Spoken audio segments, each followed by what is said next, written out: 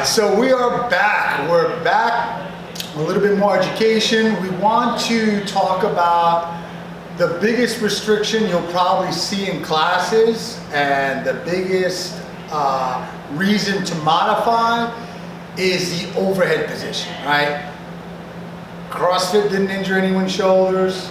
Grassroots doesn't injure anyone's shoulders. Barry's boot camp doesn't injure anyone's shoulders. What injures people's shoulders is their inability to get full extension of the arm, but wanting to do loaded movements, right? So we really need to take that into account and prepare people as best they can to get into the overhead position, maybe open up the chest and lats that are just totally locked up, and then get them into either a sound overhead position or be ready to modify to something that they can do that is less injurious. Although the program might be calling for A, B, and C, you're going to modify to D. And so we'll talk about those things. So right out of the gate, let's talk about some of the warm-up techniques that we usually use in class with the band. There's a bunch of techniques we can use. We can do PVCs, but we tend to use the band because of its dynamic tension to load the anterior shoulder. All right, so Kevin, could you take us through maybe one or two moves that we use almost always in class when the program is calling for some type of overhead position, some type of pulling position where the arm is going to be over the head and we may have to mobilize a beat swing or drive the weight above our head. He's going to talk to us about band pass-throughs, pull-aparts, and band pull-downs.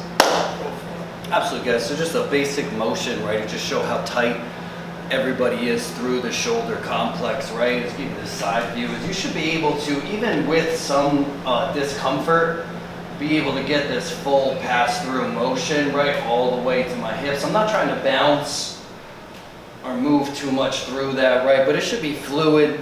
I like what Will said about the PVC can be used the same thing, but the beauty of the band, it gives a little bit more options for people if they're tight. The PVC will force the pass-throughs a little bit too much. So those are always good. Now, one of the things I say is, like, don't force it. If someone can only go this far, right, that's where they feel the maximum tension, that's fine. You'll get other people that are hypermobile, right, and they'll bring their hands really close and still be able to do the pass-through. So just let them kind of feel through that position. 10, 15, 20 pass-throughs, they should be pretty good. We'll go right into pull-aparts, right? So that's more of a stretch. This is more of the activation, right? So the big cues would be shoulders down in the socket, abs tight, right, neutral through the hips, and then squeeze the back, right? The motion is where you get a lot of people to pull with their elbows because you're trying to stretch the band, right? But the big motion that I would say is always squeeze the shoulder blades. Squeeze the shoulder blades. And then there too, someone might be hypermobile. They might go too far, right? I would say this is a broken position rather than just in line with the shoulders, right? So even here, my shoulders are on fire. I probably did 15 of those. My upper back is really engaged. Trying to get us out of this rounded position, right? Everybody could get those shoulders back more neutral. Yeah. What I like to throw into the mix is a pull down. So what I'll do is I'll grab a little bit lighter band.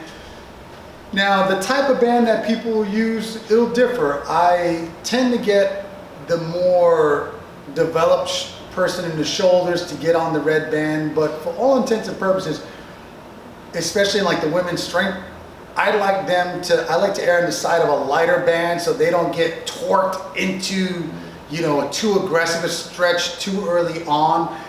So handing them a red band, maybe they're not ready for it. So I always err on the side of caution unless you know the client. If you know the Wendy's, the Ashleys that'll come to class, they're more robust in the shoulders than somebody else, than some other attendees, then, you know, you can give them the red band out of the gate. But when we're starting with some new clients, we want them to have a good experience. We want to err on the side of less aggressive, especially when we're doing circumduction of the shoulder. So I like to throw in the mix, I don't know how often you use this, Kevin, but I'll do the pull down. This is tough for some people with ponytails, And it's difficult for some people just to feel where the band is coming down. We want the band to come down across the shoulders. So it's just another activation. It's a scapular depression. So I'm here about shoulder width apart, and I'm literally just pulling the band down and back up. I can go down a little quicker, and then I'm coming up on that eccentric load, come down and up, just to kind of get everything around that scapula nice and recruited. Again, 10 to 15 is more than enough. What you'll see is people hitting themselves in the head, or they'll come down too far. They'll totally miss their shoulder blades. So it's a nice coronal plane motion to get them as active as they can.